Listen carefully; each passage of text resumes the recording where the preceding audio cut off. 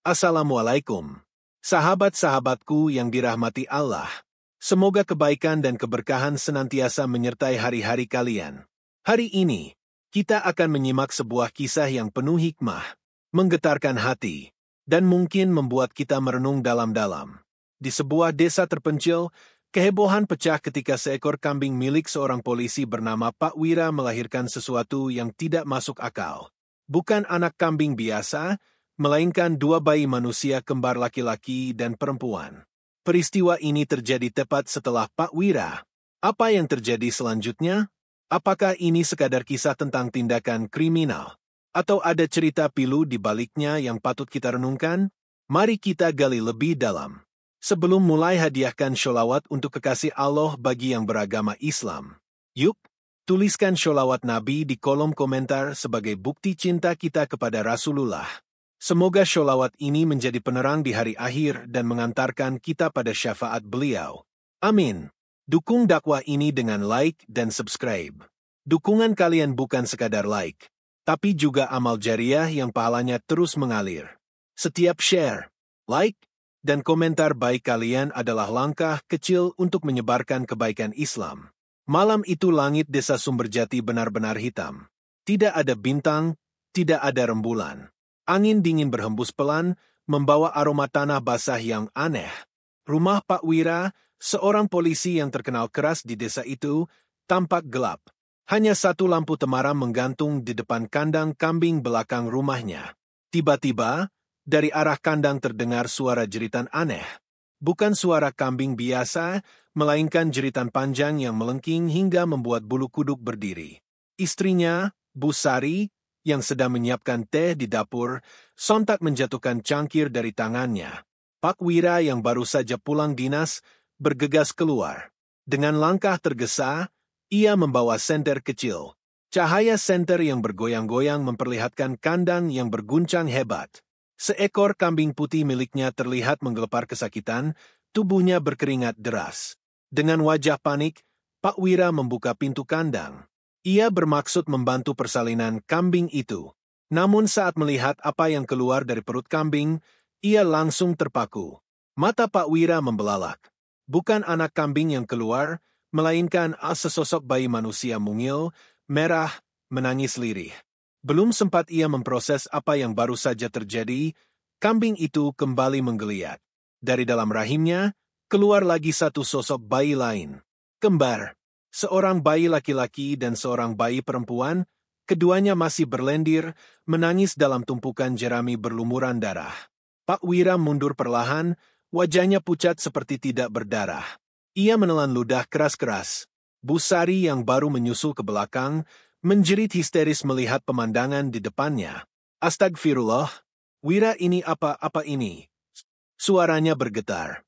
Pak Wira tidak menjawab. Matanya masih menatap kosong ke arah dua bayi manusia itu yang kini menggeliat lemah, seakan memohon sesuatu yang tidak bisa mereka ucapkan. Aroma amis darah bercampur tanah basah menguar kuat. Malam yang tadinya sunyi kini terasa berat, seakan seluruh udara mengancam hendak runtuh. Di kejauhan, suara anjing menggonggong bersahut-sahutan. Seperti merasakan ada sesuatu yang tidak beres terjadi di desa Sumberjati malam itu. Keesokan paginya, kabar tentang kambing Pak Wira yang melahirkan dua bayi manusia langsung menyebar ke seluruh penjuru desa Sumberjati. Penduduk berdatangan, berbondong-bondong ingin melihat dengan mata kepala mereka sendiri. Rumah Pak Wira yang biasanya sepi kini penuh sesak oleh bisik-bisik, pandangan takut, dan doa-doa lirih. Pak Lurah, yang mendengar kegemparan itu, segera datang bersama beberapa perangkat desa. Dengan raut serius, ia melangkah masuk ke kandang, di mana dua bayi mungil itu telah dibersihkan dan dibungkus kain seadanya oleh Bu Sari. Astagfirullah, ini benar-benar bayi manusia, gumam Pak Lurah, tangannya bergetar saat mencoba menyentuh bayi laki-laki yang matanya kini membuka perlahan. Warga mulai berspekulasi. Ada yang mengatakan ini adalah kutukan. Ada yang menyebut ini pertanda azab dari Allah. Ada juga yang berbisik tentang kejadian ganjil lain yang pernah terjadi di sekitar rumah Pak Wira, tetapi selalu ditutupi. Beberapa tokoh agama pun dipanggil. Mereka memanjatkan doa, membacakan ayat-ayat suci, berharap mengusir aura aneh yang terasa makin pekat di sekitar kandang itu. Namun anehnya, saat ayat-ayat dibacakan, kambing betina yang melahirkan 2 bayi itu mendadak mengamuk. Ia mengeluarkan suara aneh, mengaum seperti harimau, dan matanya memerah membara. Seluruh warga yang hadir mundur ketakutan. Tidak sedikit dari mereka yang langsung melarikan diri. Pak Wira hanya bisa diam terpaku. Dalam hatinya ada sesuatu yang terasa seperti batu berat menghantam dada. Ia tahu, ini bukan sekadar musibah biasa. Ini pasti ada hubungannya dengan apa yang pernah ia lakukan dulu. Tapi apa? Dosa apa yang membuat Allah menunjukkan tanda semengerikan ini kepadanya? Sementara itu, kedua bayi itu menangis pelan. Suara tangisan mereka mengiris malam, membuat siapapun yang mendengarnya merasa pilu bercampur takut. Di langit, awan hitam kembali berkumpul, seolah ancaman lebih besar tengah menunggu. Malam ketiga setelah kejadian itu, Desa Sumberjati dilanda kegelisahan luar biasa. Warga mulai melaporkan gangguan aneh di rumah masing-masing. Ada suara ketukan di jendela saat tengah malam, bayangan hitam melintas cepat, hingga mimpi buruk yang sama berulang-ulang tentang 2 bayi menangis darah. Pak Wira duduk di beranda rumahnya, menatap kosong ke arah jalan desa yang gelap. Di dalam hatinya, ketakutan yang dulu ia abaikan kini merangkak keluar. Ia teringat akan kejadian 5 tahun silam, saat ia menangkap seorang kiai sepuh hanya karena dendam pribadi. Kiai itu dituduh menghasut warga, padahal hanya mengingatkan agar tidak sewenang-wenang terhadap rakyat kecil. Saat itu, kiai tersebut sempat berkata dengan lirih sebelum dibawa paksa ke kantor polisi. "Wira, kelak kau akan melihat kelahiran dari rahimmu sendiri, kelahiran yang membuatmu berlutut meminta ampun kepada Allah." Waktu itu Pak Wira hanya menertawakannya. Ia pikir itu hanya ojehan orang tua yang putus asa. Kini kata-kata itu bergema di telinganya. Dan kambing yang melahirkan bayi manusia, mungkinkah itu yang dimaksud?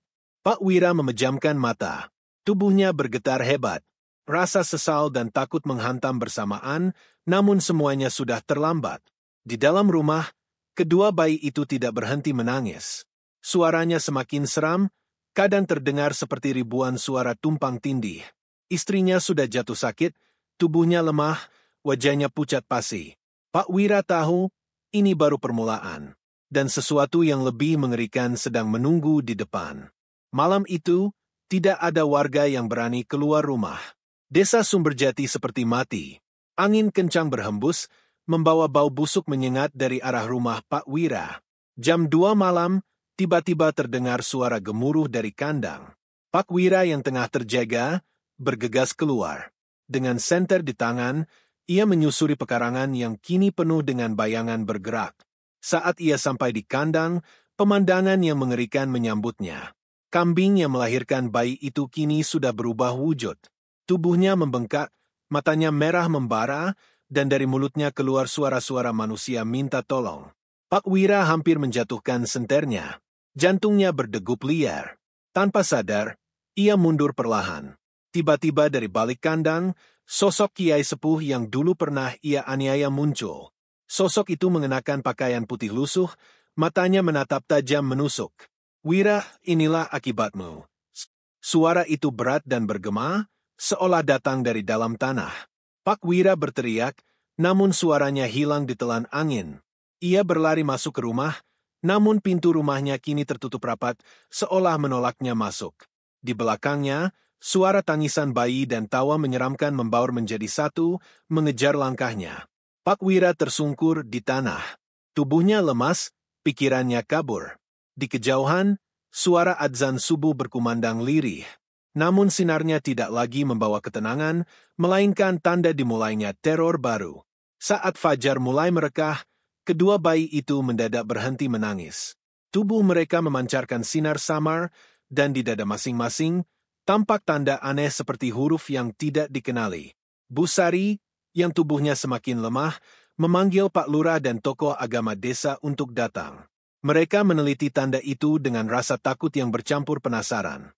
Seorang ustadz tua, Kiai Mahmud, mendekati bayi laki-laki itu. Dengan bergetar, ia menyentuh tanda di dadanya, lalu terhuyung ke belakang. "Innalillahi, ini bukan tanda biasa, ini adalah pertanda kutukan turun-temurun," gumamnya lirih. Pak Wira hanya bisa duduk membatu di sudut ruangan. Matanya kosong, tubuhnya seperti kehilangan seluruh kekuatan. Kiai Mahmud melanjutkan, dosa besar telah dilakukan, dan keturunanmu akan menanggung akibatnya kecuali ada taubat yang diterima langsung oleh Allah. Namun jalan menuju taubat itu tidaklah mudah. Bayangan kelam kini menggantung di atas keluarga Pak Wira, dan dua bayi itu, dengan tatapan polos dan tubuh mungilnya, menjadi saksi bisu atas kutukan yang lahir dari dosa masa lalu. Malam pun kembali jatuh. Dan saat kegelapan melingkupi desa Sumberjati, suara-suara aneh kembali terdengar menandakan bahwa perjalanan panjang penuh teror baru saja dimulai.